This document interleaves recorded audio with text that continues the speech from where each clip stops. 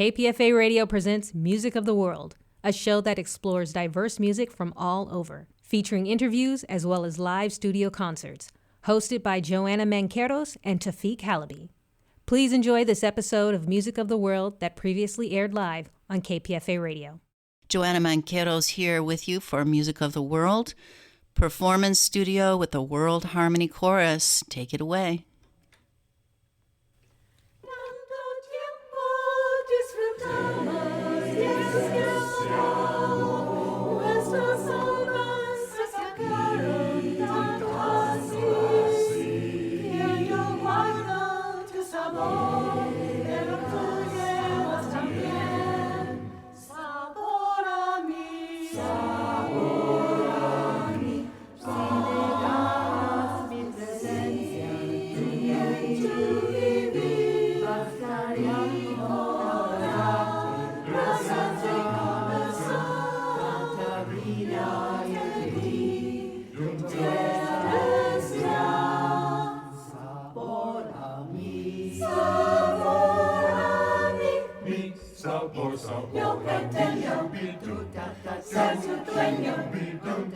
No soy nada, yo no tengo vanidad de mi vida, doy lo bueno, soy tan pobre que otra cosa puedo dar.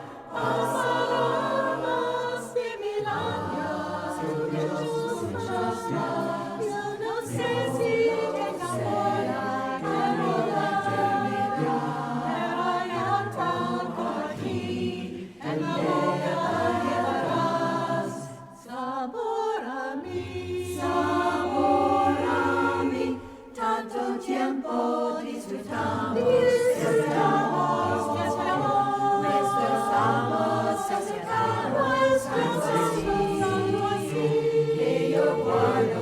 Sabor, pero tú llevas también sabor a mí, sabor, sabor, sabor a mí.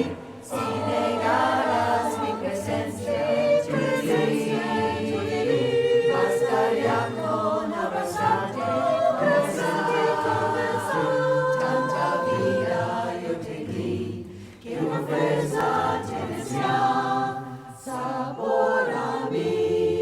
Sabor a mí, sabor, sabor. No pretendo ser tu dueño. No soy nada, yo no tengo vanidad de mi vida, de lo bueno. Soy tan pobre que otra cosa puedo dar.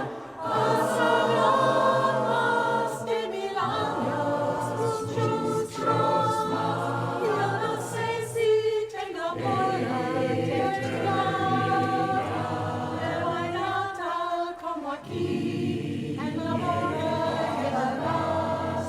Sabor a mí, sabor a mí, sabor a mí, sabor a mí, sabor a mí.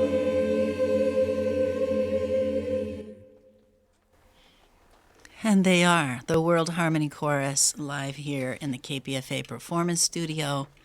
Thank you all so much for coming in this morning. It's a pleasure to have a live concert here. And the director of the World Harmony Chorus is Betsy Blakesley. And she's taught singing and directed this chorus for about 25 years, as far as I know. And she's also led something called the Expressive Arts Refuge, a program for refugee youth in Bosnia and Croatia during the wars of the 90s. And since 2016, her Expressive Arts Refuge team, with Maura Smiley, have been running similar programs at refugee camps in France, Greece, and Lebanon. Welcome, Betsy. Thank you, Joanna. So do you want to tell me a little bit about that piece? Yes, that was Sabor a mí. It's a popular Mexican bolero composed by Álvaro Carrillo, recorded by Edie Gourmet, Jose Feliciano, Gloria Estefan, Los Lobos, lots of groups. And just a brief translation, our souls have been entwined so much that I keep the taste of you. I give goodness, I'm poor, what else could I give? Okay. Wow. Well, one of the things that you do is you get the chorus into the culture and the sounds of each song, right? What are some of the challenges in doing that, and specifically with that piece? So every piece comes from a distinct culture, although some pieces have migrated to neighboring countries and have versions in a different dialect, a different language. The melody can change, harmonies and rhythms can change. So that piece, because it came from Mexico, we had help from Linda Hirschfeld, who's from Mexico. So she helped us with pronunciation, since for many of us, including me, it's sometimes difficult to remember which version of Spanish goes with which culture. So what we do is try to understand just enough of the culture and the language and the rhythms, so that we have a little bit of context. And what happens is that some choristers will do a little bit of research and find out more about that style of music. Some people may have been to a country whose music we're singing, some not, so that the music becomes accessible without feeling like we're expropriating. In your experience, what's one of the most difficult languages you've had the chorus sing in? I think it varies for each person. So some people who know a Romance language do fine with all of the Romance languages because they're related. Other people who have not had any Spanish, French, Portuguese in their background can struggle with those languages. And for me, the Balkan languages are fairly easy because I've spent time in Bosnia and Croatia, but for many choristers, those words don't have much to anchor with in terms of how they look, how they sound. We've done a piece in Arabic. We had Tawfic's help on that pronunciation. We haven't for quite a while done a piece with one of the African click languages. The clicks are a little hard because it's like flicking peanut butter off the roof of your mouth. And they're different kinds of clicks, and it's better to get them right or not to expropriate songs for which we don't have quite enough understanding to pull them off well and be respectful. That's an interesting point. Well, what do you have next for us? We have Baba Yetu, which is the Lord's Prayer in Swahili. And our arrangement comes from a Kenyan a cappella group called Five Live via an English group called Black Voices.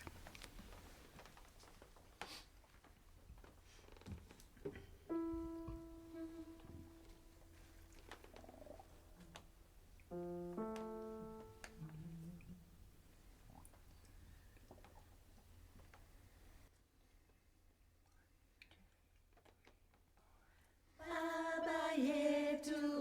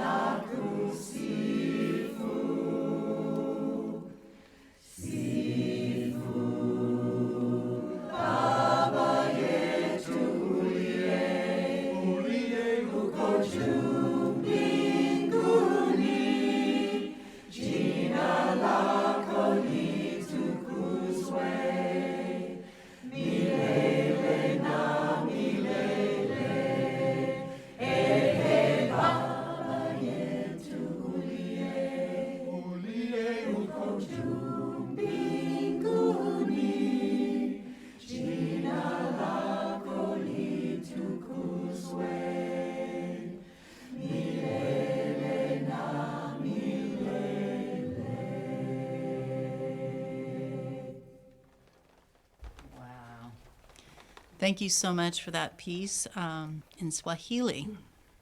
And, you know, I was thinking when I was listening to that the piece obviously has 4 parts, and all of the pieces, I think, have 4 parts. But do you ever have a song where you feel maybe it would be better with 2 parts or 1 part or 3 parts? Oh, it's such a good question. I mean, music has so many functions. It's, for me, primary function is to bring people together.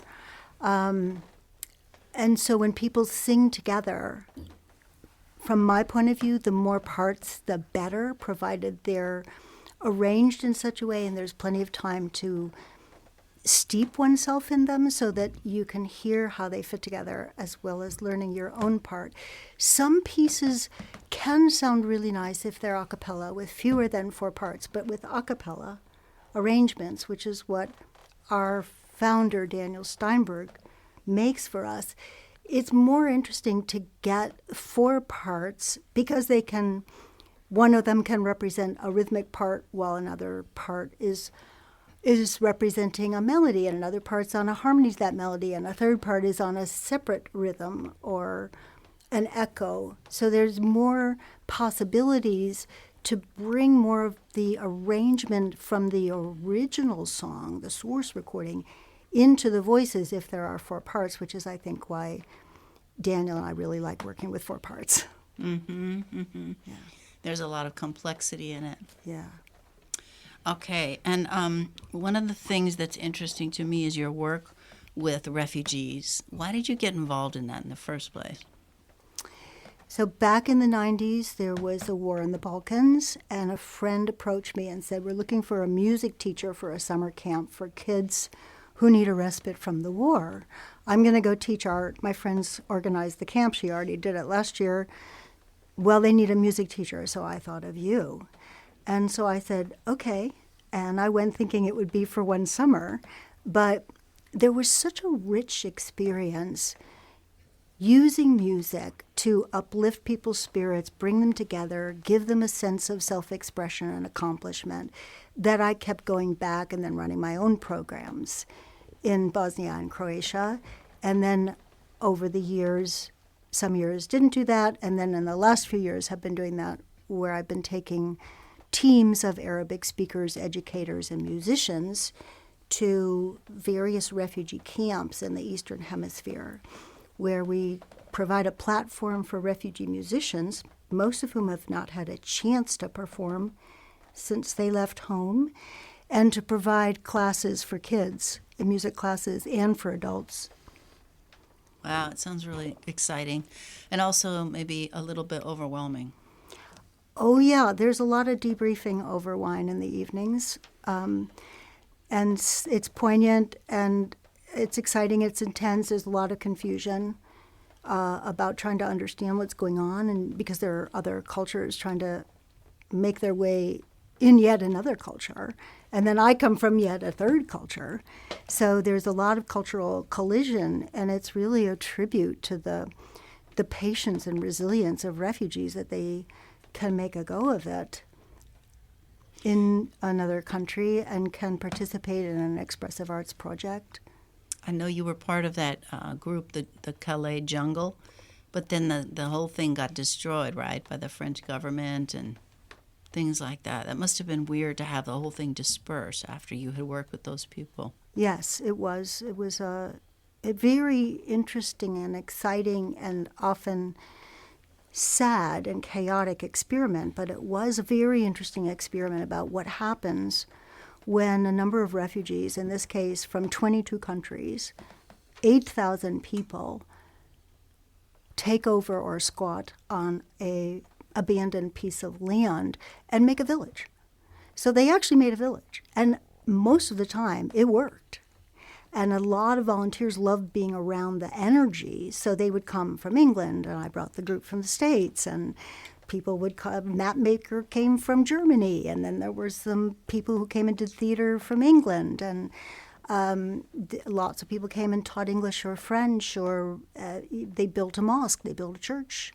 There was a Belgian monk who came and gave services and started a little hospitality house in town for refugees wanting to stay in France. And so all kinds of exciting things were happening. And then the French authorities did demolish it. And I'm actually finishing a book now about that with a co-author who's Iranian, who was a refugee then and is now quite an impressive person. Wow, all of that's in my mind because of what's been happening in France after that teenager got messed with. You know, the delivery driver, the whole chorus is nodding to me. Yes. Yeah, and you know what I want to do on the next piece? I hope it's not awkward for people, but I want you all to clap. And this is so that the listening audience has a sense of how many people are in here.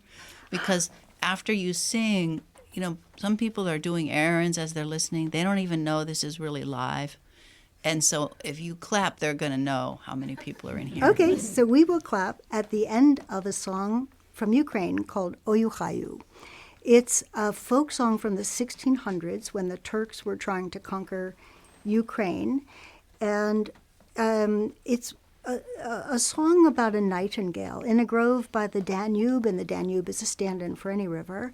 A nightingale sings, and you find folk songs with a bird or often a nightingale in a lot of countries where they don't feel freedom because the bird represents the freedom.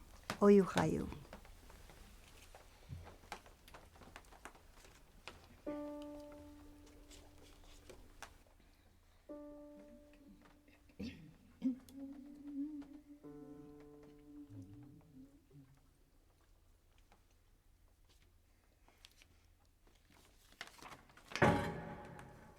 It's live radio.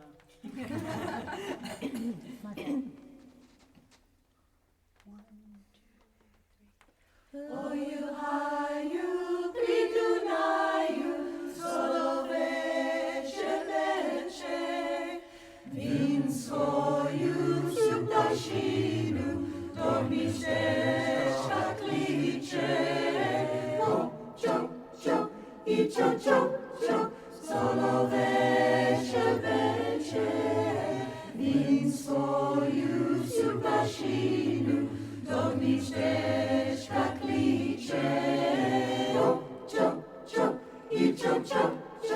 solo veče,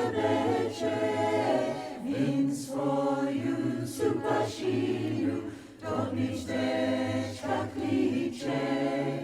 U Haju, pri Dunaju, ta muzika hraje, pa svude skripka plače, mili mi guljaje. Čo, ta muzika hraje, bas hude, skripka plače, mili mi guljaje. Čo, ta muzika hraje, bas hude, skripka plače, mili mi guljaje. U Haju, pri Dunaju, stoju samo toju, plaču tužu šerigaju, mili za toboju. Čo, solo veče, vin svoju supašinu, dok mi šteška kliče. Čo, ta muzika hraje, bas hude, skripka plače, mili mi guljaje.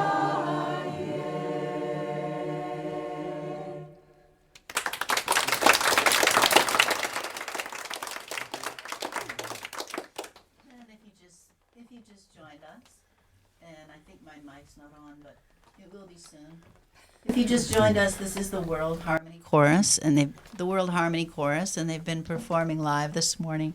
They just did a piece in Ukrainian, and I'm here speaking with the director, Betsy Blakesley. Betsy, one question I have for you is, what's the most difficult aspect of directing this chorus? And don't say certain personalities. No, it's not certain personalities. I think the chorus serves a function For some people, they want to come and do music. They don't really care about the social thing. They already have plenty of friends and family for that. For other people, it's a real community. And so they come and they like to chat during rehearsal, and that can distract some people who are there more for the focused listening. So I think there's always that dance of riding in a community chorus. How serious are the rehearsals? And then for me, what becomes challenging is how do I stay with the joy and the pleasure of doing this while I have 15 things in my head and a time constraint around how much music we need to learn and bring to performance level. So there's a lot of complexity with that. Yeah. Of the material you're doing now, what's one of your absolute favorites? Well, I love the three we just did. This year's repertoire is really strikingly fun and beautiful, I think. And I'm liking the balance even more than any particular song. I would say what happens for me and most musicians I speak with is that when we're learning a song, that song is the one we like the best because we're engaged with it and we're studying it and we're learning the interest. We're seeing little pieces fitting together with other pieces, and it gets it stirs the excitement that musicians feel when they're grappling with a piece and trying to go deeply into it. I mean, our next song, Saia Da Carolina, is a tavern song. Tavern songs are really fun for me when I'm traveling and I'm actually in a tavern or a pub and people are singing it live. And for us to sing it outside of that context is sometimes not my favorite. On the other hand, it's so fun. And this particular song, even though it's kind of a tavern song, is known by and sung by every child in Galicia, in spite of its double entendres. It's called Saia Da Carolina, and it's from Galicia. There are versions, however, in Portugal and Spain, and translates roughly to Carolina's skirt has a lizard painted on it. When she dances, the lizard wags its tail. And then there's a verse about a priest, dance, God forgives everything. The World Harmony Chorus.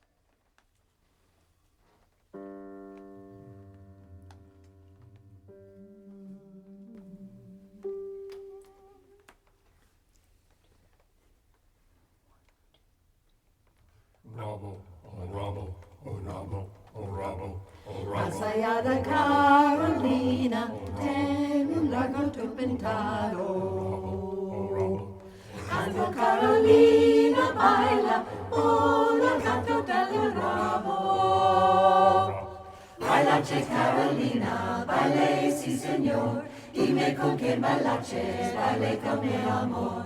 Baile con mi amor, baile con mi amor. Bailaches Carolina, baile, sí señor. A Carolina, la tula, que tú no ves. Vésese por la cabeza, ella veste por los pies.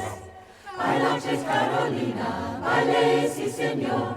Dime con quién bailaches, baile con mi amor. Baile con mi amor, baile con mi amor. Bailaches Carolina, baile, sí señor. Oh señor cura no baila, porque tiene una corona. Baile señor cura, baile, que Cristo lo perdoa. Bailaches Carolina, sí señor, sí señor. Con quien bailaches, baile con mi amor. Baile con mi amor, baile con mi amor. Bailaches Carolina, baile, sí señor. Con mi amor Carolina, no vamos a bailar. Porque se levanta Saia, en la mala ya. Bailaches Carolina, baile, sí señor, sí señor. Bailaches, baile con mi amor. Baile con mi amor, baile con mi amor. Bailaches Carolina, baile, sí señor. La Saia Da Carolina tiene un lagarto pintado. Cuando Carolina baila, oh la gato del rabo. Bailaches Carolina, baile sí señor, dime con quién bailaches, baile con mi amor, baile con mi amor, baile con mi amor. Bailaches Carolina, baile sí señor. Right.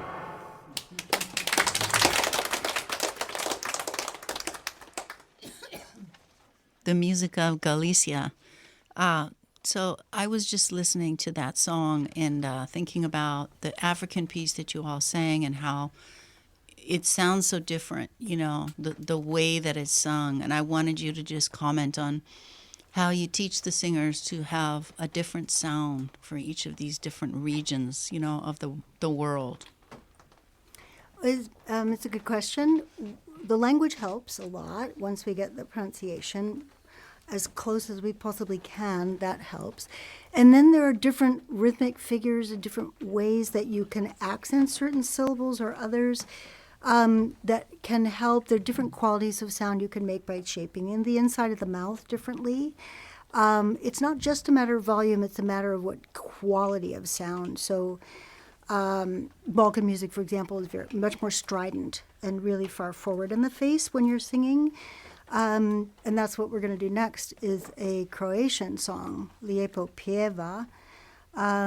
This one was composed by Emil Cossetto, a Croatian Jew who directed several choruses in Zagreb. And it translates to beautifully sings the girl in the grove, slowly, quietly. She can be heard far away. So this is one of those, one of the styles of Balkan music that has a kind of strident tone. And it also has a kind of call and response. And there's different kinds of either ornaments or call and response features that make some styles of music sound more like the region they're from. And this particular one from Croatia, you will hear a call and response.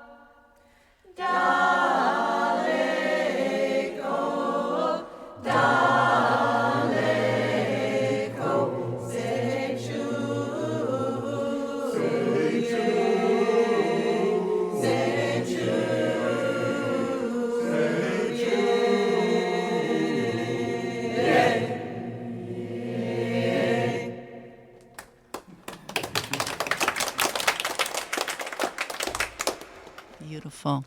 This is Joanna Manqueros, and we'll be right back after this message from KPFA. KPFA Radio is a community-powered, listener-supported radio station based in Berkeley, California. We are able to bring you this content through donations and support from our listeners. Please consider supporting KPFA through a donation by visiting www.kpfa.org/donate. And now let's get back to the program. Welcome back to Music of the World. The World Harmony Chorus. If you just joined us, I'm Joanna Manqueros here on Music of the World. I'm speaking with Betsy Blakesley, and the whole choir's here performing live for the KPFA listening audience this morning. And, one thing I was thinking of is that, some choirs, especially Western classical choirs, they have auditions, right? Everybody has to do the audition if they're going to sing. How do you organize this? We don't have any auditions. It's a community chorus, so everyone is welcome, whatever their level. And we always get a variety. There are some people who are accomplished musicians on an instrument and want to learn more about vocal harmonies, so they come to learn that and expand their understanding of how the vocal parts can add to an ensemble. Other people are complete beginners. Some people have sung in a high school chorus or a church chorus, or they just want to try out some different styles of music. And as you can hear, if you've been with us for the hour, there's so many diverse styles to dip into and have fun with, to learn, to keep everyone interested. So we don't have auditions, but I do request rather urgently that people practice at home.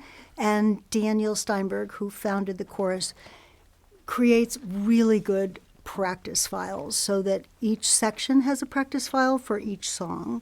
And he even installed a slowdowner so you can slow down the practice file and learn your parts slowly, which is nice for drilling.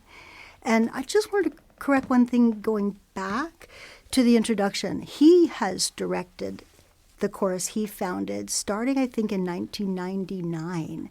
So it's been like 24, 25 years. I came in almost 10 years later. So for me, it's just been about 16 years. Do you ever compose the pieces? I've done a little composing and some arranging, but Daniel is one of the foremost arrangers of a cappella world music. So his arrangements are so much better than mine, I just let him do them. And I don't know if I'm remembering this right, but I think years ago you used to teach a kind of a pop-up singing class at the Freight. Do you remember this? Yes, we did that. Yes. And do you still do stuff like that, or do you more just focus on this? I like being able to enter a piece of music for a longer period of time and go deeper into it.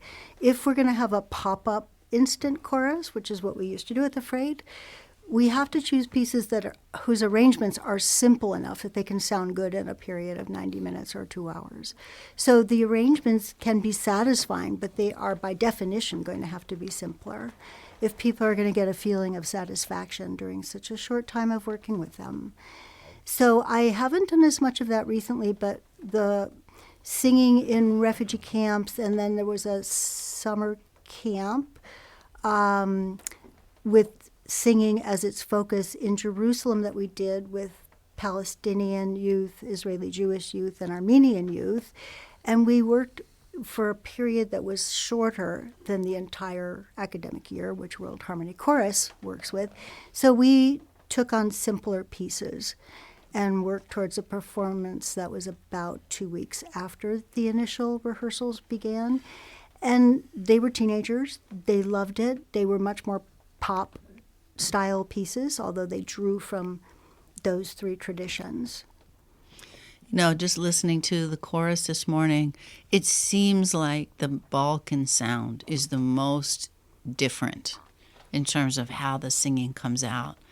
And can you talk about that, and why do they sing like that? Why do they have that strident sound, Well, I've spent time in the Balkans. There's a lot of open space and hills, and people have to call, particularly back in the day, when before cities and the density that came with them, they had to call across fields, and so they would sing with that same tone. African styles, depending on the style, can also have a strident tone, but it's a bit different because also there are big open spaces. that people would call to each other through. So their voices had to carry. So there's a different kind of projection that's necessary in some of those geographic situations. Now that we're living in cities, we have learned to adjust our tone so that there's a social distance that we adjust our tone to fit. So I don't blast you with a loud sound. And sometimes when I'm working with people from other cultures who talk a lot louder or a lot softer, it's a little bit of an adjustment for me because I'm used to what our culture does. And even in different regions of this culture or in different subgroups in our culture, there are different norms. That's totally true. I was thinking also about the piece, the African piece, Baba Yetu. For the most part, the chorus is secular. Yes. But that piece was the Lord's Prayer. Did you have any question about doing that or any feelings about it? Yeah, Daniel and I both steer away from, for the most part, the religious repertoire because, first of all, other choruses in churches or synagogues or mosques will sing the songs of their own tradition, and it has a holiness when it's used in the context of a service. So to remove it from a religious service and bring it into a concert for entertainment for an audience that's not there as a part of a religious gathering makes it feel a bit awkward, I think. So we tend not to do it. And also some people are religious and many are not, and there's lots of different religions represented in our chorus as well as in our society. So we keep it to a minimum. This one, particularly since it's in another language, feels beautiful and feels like its function historically has been broad enough that we're able to adapt it to fit in with a repertoire that's broader. Mm-hmm, mm-hmm. Okay. At the end of the day, if you had to choose for yourself when you're listening to music, what's a type of music that really soothes you, that really calms you down, that you love? It, again, really varies depending on what I've been learning at the moment, where I am, if I'm traveling.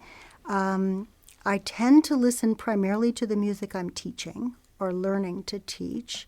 So this year it's been these 7 songs. And then when I travel, I try to travel places and put myself in positions where I'll hear the local music in local natural settings. So I have an island in Greece that I go to, poor me, and my room at a B&B is over a taverna. And at night, really around midnight, is when maybe the Spanish group will sing something in Spanish with an ole. And then there might be a Greek group that sings something in Greek. And then there could be another group that sings something different. So I actually try to position myself to be able to hear music in its original context or its current context, rather than music that's already recorded. That said, I go through different periods, different years where I'm listening primarily to, say, the moment, a lot of Middle Eastern music and African music. There were some years where I was listening a lot to Balkan music, mostly because I was in the Balkans a lot. And there was a time when I was listening to a lot of Galician music because it's quite varied and has some cool rhythms. You basically, navigate in these professional settings here in the Bay, concerts and all this stuff. But you've been in some dangerous situations, huh? I wouldn't say dangerous really for me. Certainly not as dangerous for me as it was for other people who had fewer resources and who couldn't just fly out if things got dicey. So when I was in the Balkans during the war was always like on the annexed island or just over the hill, or it had just left the region I was entering. So I never felt really unsafe. I've been very lucky in that way. Mm-hmm. And then, of course, at the Calais jungle, it must have been quite interesting. It was interesting, but I never felt unsafe. I made friends right away with people who lived there in tents, and they took care of the volunteers who made the effort to befriend them, so that if we walked through, for example, the black market at night, they would flank us. Mm-hmm. To protect you. Yeah. And where do you want to go next? I mean, I know you're going to be here directing the chorus, you know. Musically or in terms of travel? Well, actually, both. Well, musically, I just will eat up whatever Daniel sends me because I'm thrilled with his choice of repertoire. And travel-wise, there's a project that may go forward a year from now in Calais, the north of France, with refugee women, where they get to tell their story of exile in a theatrical short play and then act it. And this is an iteration of an earlier project that a number of us worked on together, where I assistant directed back in 2016, where we did the same project for refugee men in Calais jungle at the time before it was demolished. And that went on tour throughout France to acclaim.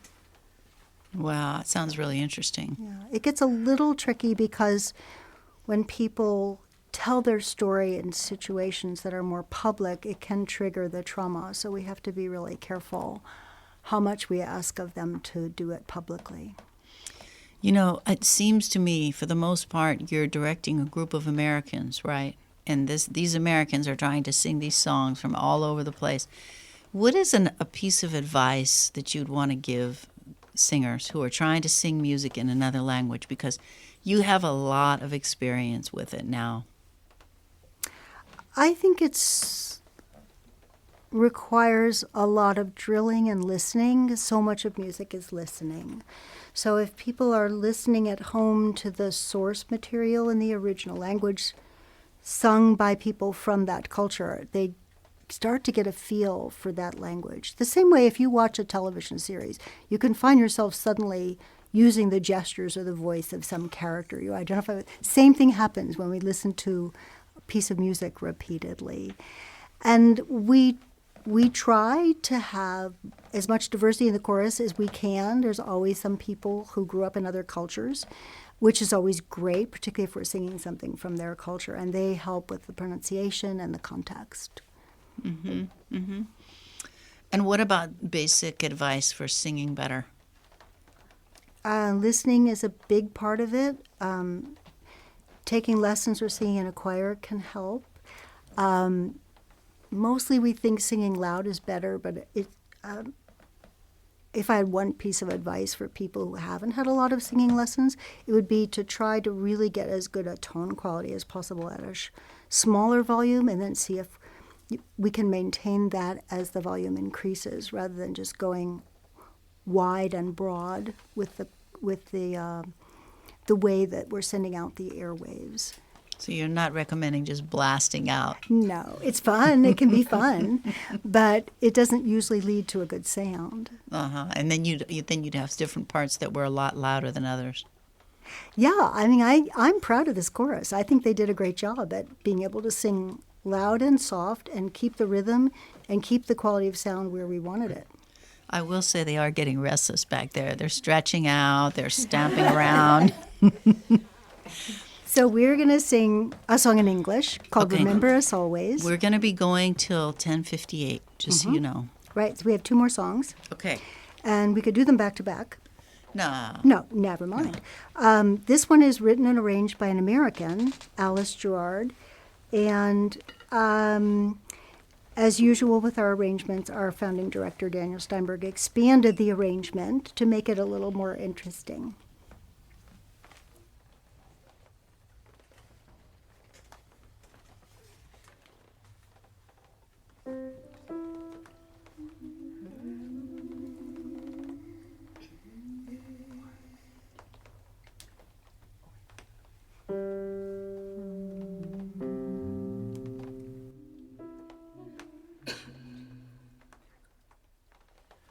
Many times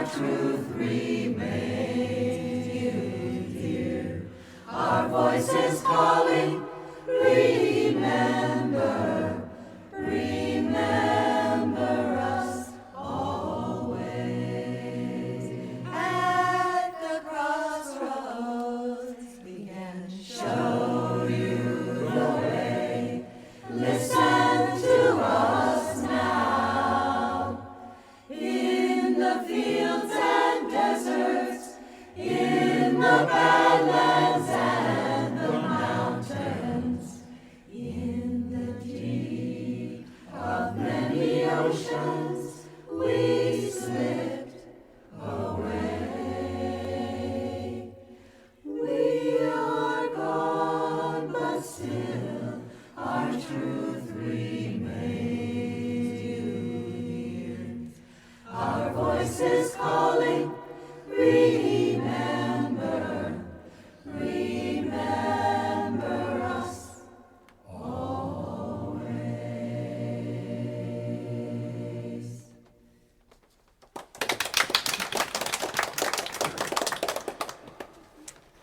The World Harmony Chorus here live in the KPFA Performance Studio.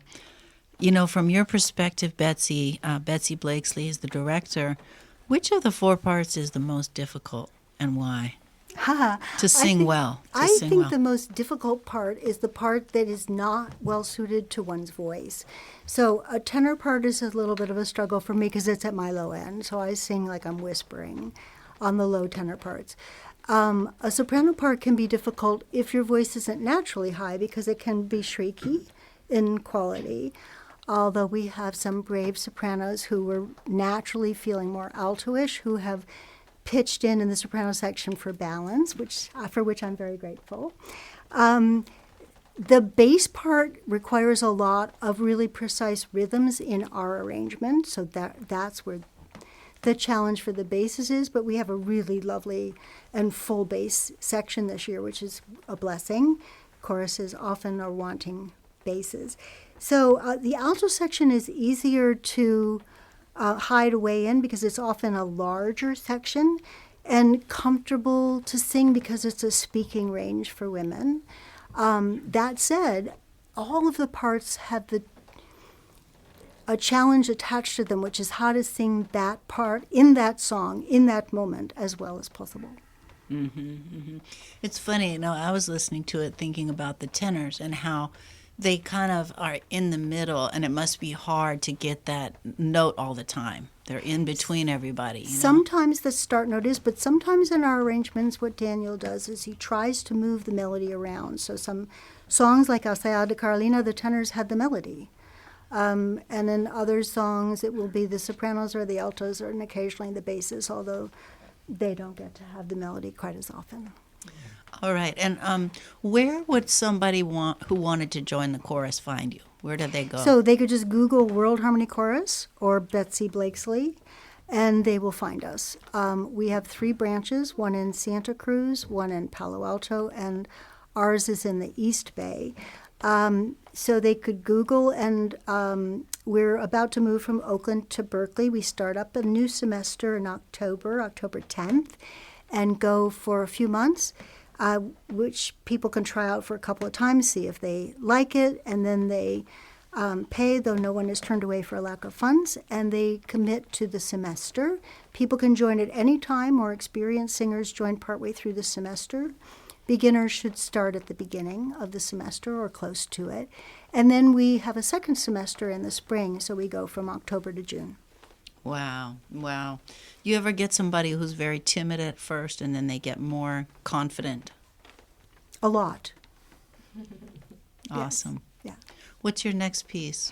Our last piece is Esperando na Janela. It's a popular Brazilian song composed in 1999 by Godin Almeida and do Acordeon. It was recorded by Gilberto Gil. It's from northeastern Brazil, and it's one of the versions of love which has, as you were just saying, a kind of timidity to it. I'm going to her house to tell her of my love. She's waiting for me by the window, but the idea is I hope she's waiting for me by the window, and I hope things go well.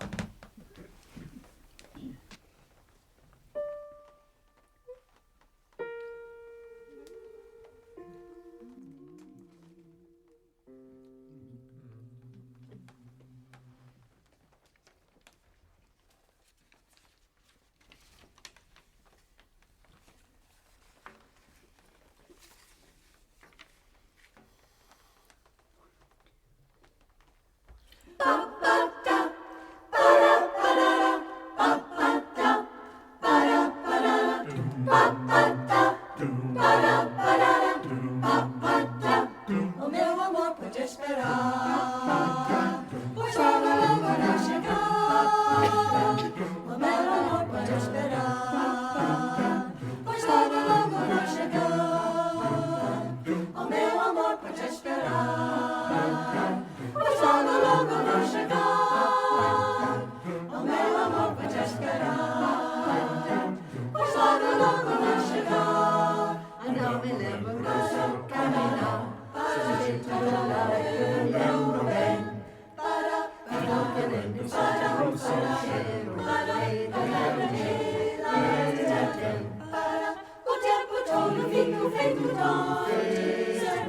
procurada vai ser lá na velha.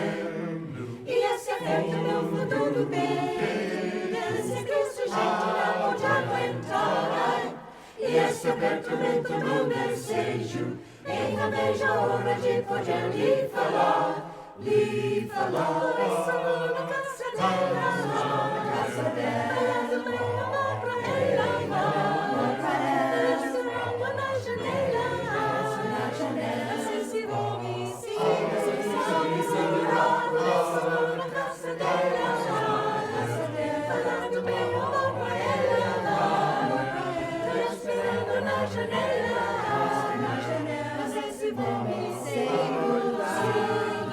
Para para pa pa ta para para pa pa ta para para pa pa ta para para pa pa ta. O meu amor pode esperar, pois já na longa vai chegar. O meu amor pode esperar, pois lá na longa vai chegar. O meu amor pode esperar, pois logo, logo vai chegar. O meu amor pode esperar, pois logo, logo vai chegar. Então me lembro da Saia Da Carolina, para ir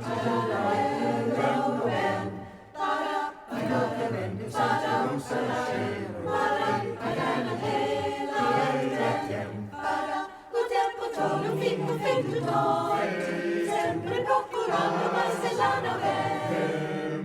E esse aperto no fundo do peito, esse que o sujeito não pode aguentar. E esse apertamento no desejo, em na veja a hora de poder lhe falar. Lhe falar. Por isso eu vou na casa dela,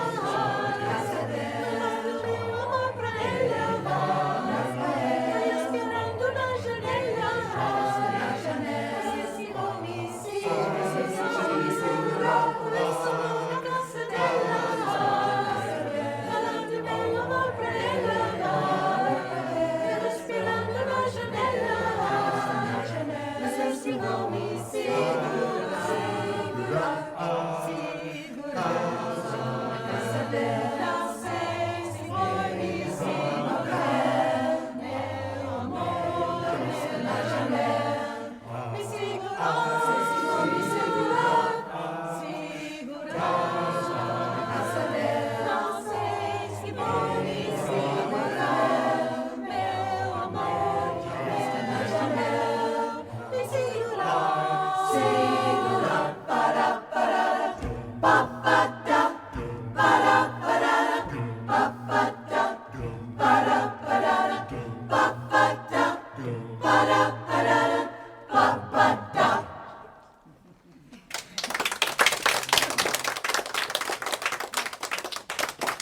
The World Harmony Chorus has been here live this morning on Music of the World. That was beautiful. It sounds like the chorus was really, in their glory on that one, Betsy. That's a fun one. Yeah, in terms of the fall, where do you think you might perform this coming year? Well, we're probably going to be rehearsing on what's called, I think now called the First Church and the East Bay School for Boys, Durant Dana near Telegraph in Berkeley, South Berkeley. And what that means is that we have yet to figure out whether we could do an indoor concert there. We'll probably do one at a farmer's market. We like to do 3 or 4 a year, so a couple in the winter, a couple in the spring, later in the spring, late May, June. So we don't have any more now until we learn the new repertoire starting October 10th. So like in the middle of the winter. Yeah, usually late winter is when we usually start performing. End of January, beginning of February. And what's the ideal number for a chorus? Oh, we can always take more. We have about 40 singers now. And, there's somebody's traveling and someone doesn't feel well, so at any given rehearsal, it's fewer than that. But I'd like to see another 10 people join. We've been up to as high as about 55. It was a nice size as well. And that gives you a bigger sound. Gets a bigger sound, and I think people learn their parts faster because more people in their section will pick it up quickly, and that helps everybody who's taking a little bit more time to learn the part. Yeah. So it's kind of like the theory in the chorus is some people who get it faster lift everybody else up. Yes, but some people get the languages faster, others get the rhythm faster, others get melodic patterns faster. So it's not like one person has it all. That's why it requires everybody. Betsy Blakesley, thank you so much for coming in this morning with the World Harmony Chorus. I'm going to have them do one more round of applause for each other, for Betsy. Thank you, Joanna. Music of the World here on KPFA. You've been listening to Music of the World with Joanna Manqueros and Tawfic Halaby. You can find us on kpfa.org and at 94.1 FM. I hope you enjoyed this podcast. If you want to find more KPFA radio content, log on to www.kpfa.org. Also follow us on social media by visiting Facebook at KPFA 94.1 and Instagram, Twitter, and TikTok at KPFA Radio. Plus, check out our KPFA TV video content on YouTube and twitch.tv at KPFA Radio.